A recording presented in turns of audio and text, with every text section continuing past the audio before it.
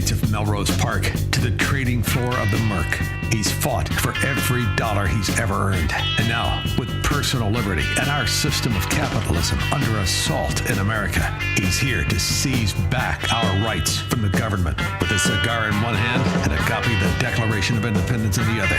He's Sean Thompson, and this is the Sean Thompson Show. Some folks are born made to wave the flag. Ooh, they're red, white, 2 days ago, Chinese communists in New Jersey were caught with 20,000 SIM cards. A week before that, more Chinese communists were caught with more tens of thousands of SIM cards. We have satellites, we have servers, all keeping track of every move we ever make. My next guest is a seasoned entrepreneur, a career spanning in tech, satellite communications, and emerging technologies. From the trading floors of London, we might be able to talk about floor trading, in the early digital markets in the U.S., he has helped build support businesses focused on practical, reliable communication solutions. And now, he is a disaster response and telecom national security spokesman for SAT123. His name is Chris Hoar. Chris, how are you? I'm great, Sean. It's a pleasure to be here, mate. Well, I have to tell you, it's this is something lucky for us. We grew up when this wasn't the case, when enemies, foreign and domestic, didn't have access to every conversation, every bit of data, or, more importantly, a way to disrupt it as we have become more reliant on it. And when you think about our cities and our country in general, we'd be pretty easy to shut the services off, wouldn't we? Yeah, for sure. I mean, look, it's everything we do, everything we rely on, the power grid, the telecom networks, water supply, air traffic control, and so on. And then not forgetting the financial markets, all completely rely on data and the internet communications. And so if you attack those markets, that's the lowest hanging fruit, right? Sending missiles and guns and warships to a country is expensive, but using cyber warfare is cheap and it's low hanging fruit. And they're catching people now every few days, and and it's really getting a little bit of coverage, right? I mean, I briefly talk about it, and the reality is when you catch a couple of Chinese communists with 20,000 SIM cards, people are like, so what? They're going to steal our Discover card information. But it can be more nefarious. What is the capability? What does that really represent when we hear that two Chinese communists are sitting in a studio room in New Jersey with 20,000 SIM cards? Well, yeah, it was thousands of SIM cards. It was hundreds of servers that were in 5 separate locations, I believe. And what they were trying to do was create a denial of service attack. And we're used to hearing about those for websites, taking our websites, but they were using tens of thousands of SIM cards and hundreds of servers to basically flood cell phone networks and towers around the United Nations building. Now, they weren't successful, but they certainly were close. And this amount of servers and SIM cards can generate up to 30 million messages a minute, and that's enough to flood any cell tower network, any relay stations, any power switches, or anything like that. So it's certainly disturbing, and I'm glad they didn't get to put it into action. But look, if you can imagine, if this were to happen across the country simultaneously, it could cause absolute chaos, John. Well, and the reality is, as we lean more and more on this kind of technology, as we move forward with AI, the dangers become greater. But from what I understand, some of the simple issues that might save us is our military and our government have been very, very antiquated. So when you come to like the nuclear missiles, they're not operating on that kind of system that's connected, although there is a push to do it. You almost have to be suicidal to allow that to happen, don't you? Yeah, look, I would definitely agree with you. I think, AI and stuff like that can be very helpful, in completing lots of tasks that otherwise humans would have to do. It can be more efficient.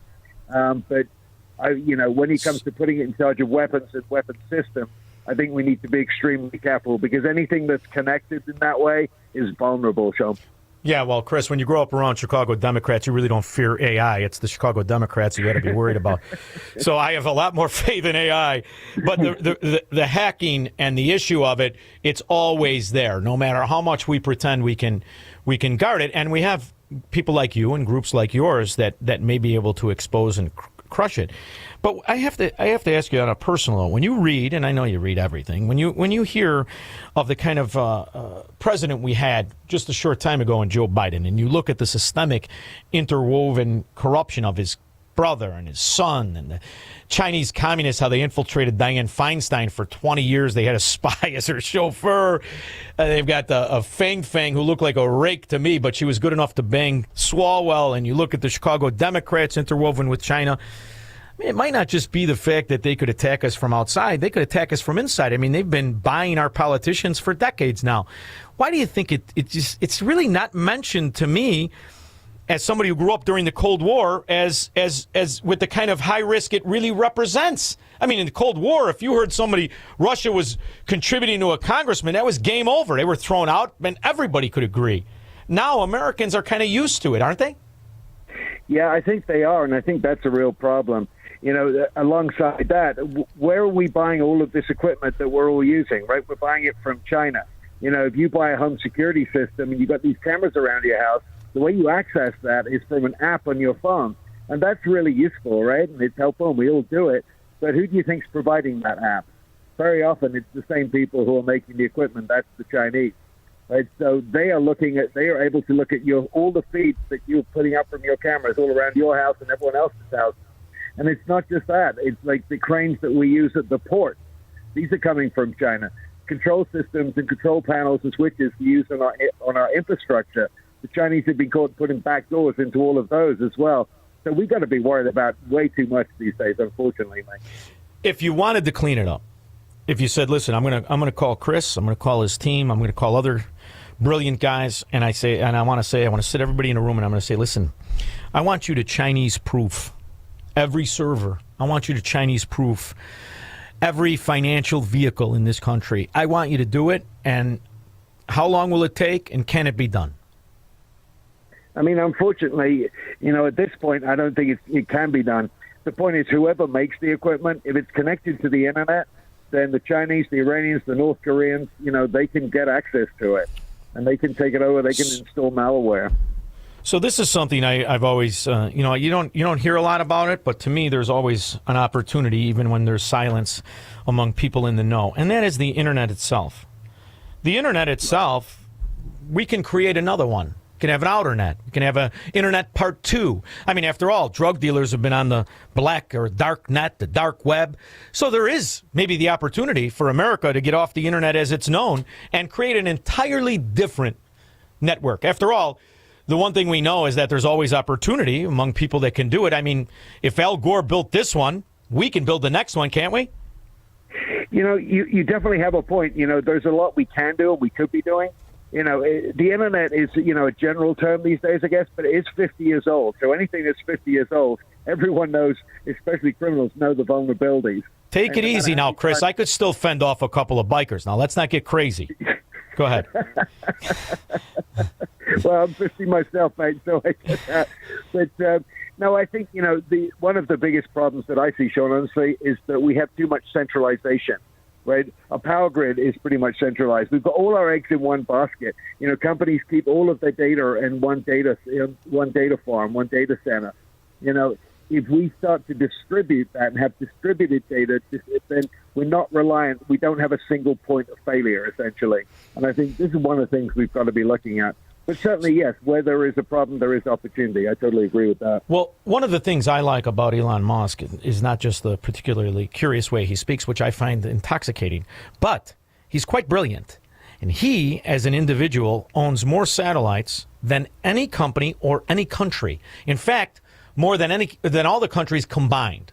So he has this wonderful opportunity to maybe circumvent the internet and secure Americans and American networks. Do you think maybe that's how his brain is working? Because he's always kind of, you know, not sleeping, hanging upside down and thinking of things, isn't he? Well, you're absolutely right. He definitely doesn't seem to sleep that much. But yeah, no, look, I mean, he's onto something. He created his own network, you know, and it's satellite-based. And at SAT123.com, we represent all of his products and services, you know. But I think, you know, one of the answers right now is an independent form of communication, and that's satellite phones. You know, we do the satellite phones through the Iridium network, which is what the U.S. military has been using for 30 years. And look, you know, most people don't realize this, but only 10% of planet Earth is covered by any kind of cell phone service at all. So if cell phones go down, you know, in that 10% of the area, then we're all out of luck. like you and I leave the house in the morning without our phones, the first thing we do is turn around and go back and get them, right? Just imagine if that phone was no good, not just for a few hours, but for days, weeks, or months. What are you going to do? And one of the few and only options is satellite phones, because satellite phones don't use any kind of ground-based infrastructure. They don't use cell towers. They communicate directly with the satellite. So that is something that the federal government do. It's what smart companies do, who are forward-thinking. They have redundant systems like satellite phones and satellite internet. So. Yeah. Not to mention crooked politicians. Joe Biden got caught with one that nobody talked about for 8 years. So there are different ways to focus on this. I'm going to take advantage of having you on the phone. And what I mean by that is you were a floor trader in London, right? What were the years? That was back in the early 90s. I traded bunds primarily and the bund arbitrage. And were you on the Merc or the Board of Trade? Well, both. The Merc, but when I was a kid, I was 20 years old. I had to go before a board and wait for my 21st birthday. I was trading bonds at the Mid-Am, which at that time had been bought by the Board of Trade, and I would clerk at the Merc and go back and forth. Then I eventually could trade at the Merc, and I traded everything: pork bellies, euro dollars. I ended up in the S&Ps for years. But I'm a meathead, right? Just the neighborhood meathead. But if you paid attention and you understood fundamental economics, supply and demand, you could read and forecast and have an opinion, you could make money. Just an average meathead from a neighborhood. And in those exchanges in Chicago, that's who worked there. Guys who weren't necessarily going to go to Harvard or Oxford by any chance. And what they did is they went there and they did well for themselves because they were capitalists and they understood the ebb and flow of markets. And right. I watched it. I was there from 1987 to 2005. And I left when everything started to go on the computer and they started to change the rules of open outcry. And I couldn't help but notice how they were always hiding behind verbiage, right? There's an algorithm, and we're going to work with a black box. Goldman Sachs has a black box. And then the minute that happened, the markets went skyrocketed, and they were immune to any economic fundamentals, any principles. And the reason is they were able to move out those big mouths from the neighborhoods. Guys like me and my friends who Goldman Sachs, they couldn't just trade it with another firm. They had to expose it to the pit. We would eat them up and spit them out. That's how we made our money. That was arbitrage to a certain extent, right? And I really believe when I look back at this and you look at Wall Street and you look at how they took it from an open outcry system that could manage a cyber attack, for lack of a better way to commingle the topics. But you look at it all and the settlement prices and the rest of it and the arguing that took place, and you look at the way in which Wall Street itself, at that time that they were taking it off the floors around the country, around the world, how they were always in bed, and it really spiked with China during that time. I mean, Goldman Sachs was big but it was diversified. It had to be, right? It couldn't do it. Now you have all of these conglomerates on Wall Street, these handful, and they are neck deep in bed with China, with our markets, with the computers. Have you ever thought about that could have never happened if they wouldn't have changed the rules of open outcry in the first place, could it? Yeah, and I mean, to me, it's undemocratic apart from anything else. Dark pools are called dark pools for a reason. Like in a pit, you would get a fast market. Yeah, it was chaotic, but the traders would sort the price out. It would get done, and it could, you and I saw that those markets handle absolutely anything. From pulling out of the ERM to like the interest rates being hiked multiple times in one day. But the markets were still there at the end of the day, and the settlement price was agreed upon. But today, who knows what happens? Nobody. But you see how they run it, how they ran it straight up. You look at it since 2009, since the collapse. It does whatever it wants. It's immune to any real economic realities, any fundamentals, any opportunity of what we used to have as a day activity, a trading day activity. And now we don't really know who trades, right? And you saw for a little while the guys like me and you would go and I'm going to go trade on the computer, and they got their ass handed to them because they were trading as if they were on the floor with fundamentals. They didn't realize now it's just fraternity trading. These are fraternity guys just running this thing any way they want, and there's no oversight. Who looks at it the way we used to have the oversight? And what I'm getting at, I just believe it's a financial crime that's been hidden as a cover-up of an advancement of technology. Have you ever looked at it that way? Yeah, no, look, I would tend to agree with you, mate. I mean, we don't know what happens. We've seen these kind of flash crashes, but honestly, I mean, I think it's a house of cards. At some point, this thing, what goes up must come down, and it will, but it's gone up so much since then, it's going to be pretty hard to swallow next time it happens, and I think that's the problem. Well, one of the things I think you have to keep an eye on is what your specialty now is. And the idea of we have to be aware if we're going to lean more and more on technology of different ways to scrutinize it, different ways to audit it, different ways to pick it apart, but more importantly, different ways to make sure it's not hacked by enemies, foreign and domestic. So I can't wait to find out for that new Elon Musk web thing. When that starts, will you give me a call? Yeah, sure will. Well, listen, I appreciate you making time for me. The website, tell me a little bit about what we can do when we go to it. Yeah, it's SAT123.com. That's SAT123.com. You can get yourself a satellite phone for free with activation. We're the only ones in the world who do that. Wow. These are $2,000 handsets, and everyone else is charging you for them. But, free with activation. And then you can basically have redundant, reliable communication no matter where you go. What's going on. If the cell phone towers are down, your sat phone's going to keep working. If you go off the grid and you're going hunting or fishing, your satellite phone's going to keep working. Cell phones won't be any good to you out there. And if they do collapse the whole system, your satellite phone's still going to work. So that's one thing we do. We do the Starlink units. We do those for free with activation as well. And then we have other things like solar-powered portable generators so you can keep the power on. And also, most importantly, we have Faraday bags to make sure that your data from your phone can't be stolen while you're walking down the street. So I am an Ian. I've survived every hurricane in Florida since I moved here from Chicago, and it was fascinating to live through that stuff. And my backup became Starlink because it was you couldn't get the other stuff on. So I've been through just a taste of it to have the show on. So if I go to sat123.com, you're telling me I get a sat phone for free, or as it's known in my neighborhood, GOTS, nothing. That's right. You can get it free with activation. You're paying just $85-$90 a month. You're getting 150 minutes for that can roll over, just like a cell phone plan. But your phone is going to work when no one else's phone does. When the power goes down, when you're hit by a hurricane, a wildfire, or a cyber attack, and the power grid's offline and so are the cell towers, you're going to be the only one left standing.